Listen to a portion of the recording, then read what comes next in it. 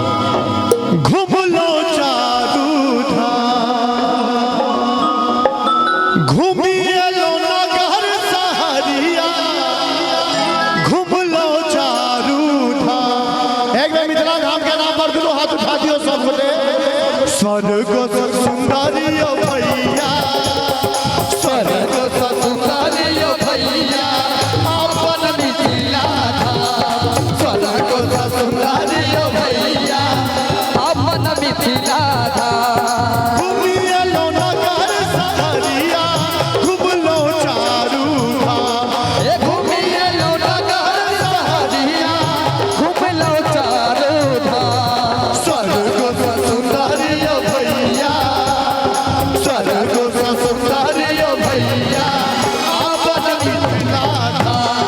स्वर्ग सुंदरी भैया अपन मिथिला बोलिए मिथिला धाम की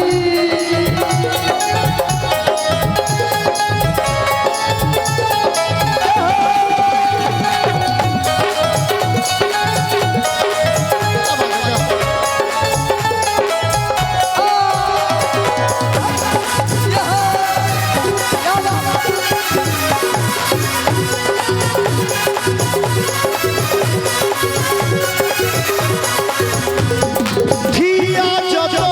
के सीता घर जनकपुर धाम धिया जदा के सीता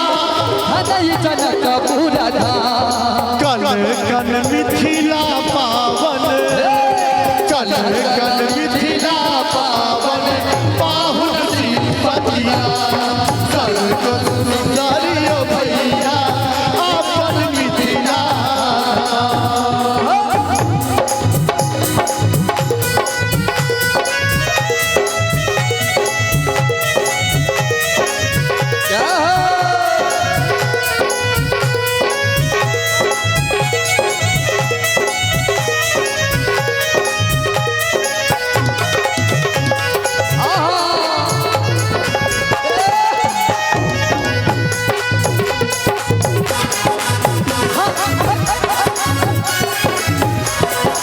जा हमरा मन में वह सब गोट के मन में किसे बख्शी नहीं आयो भैया माधव गावेगा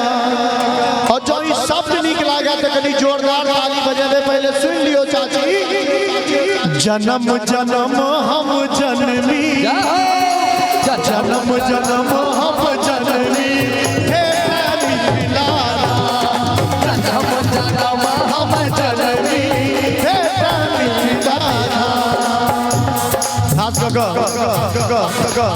महिला दीर्घा के संख्या ज्यादा छै एकटा बेटी रहै छथिन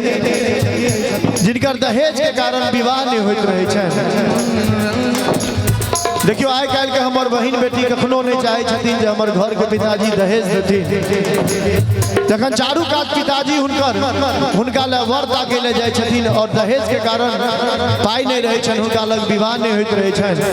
तो देखियो ओ बेटी अपना पिता के की कहै छथिन बेटी छितैयो यो बाबू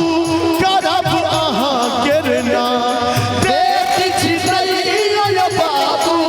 करब अहाँ के नाम एके मुट्ठी चार सौ बाबू एक मुट्ठी 400 बाबू कदब कन्यादान एक मुट्ठी 400 बाबू कदब कन्यादान बेटी छितैयो यो बाबू करब अहाँ के नाम बेटी छितैयो यो बाबू करब अहाँ के नाम एक मुट्ठी 400 बाबू एक मुट्ठी 400 बाबू कदब कन्यादान एक मुट्ठी 400 बाबू कदब कन्यादान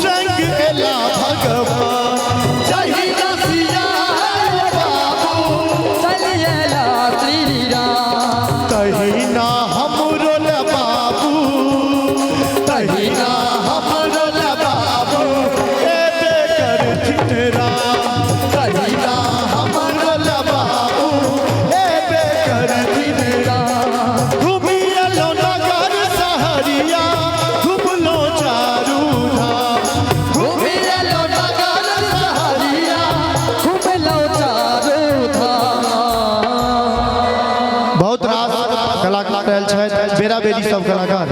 अपन अपन आके प्रस्तुति देखे था, फिर हम बाद में आए। एक बेर जो नीक लागल हुआ तो अपन माधव बेटा के लिए दोनों हाथ उठा कर ताली बजा कर सब गोटे स्वर्ग सा सुंदरिया भैया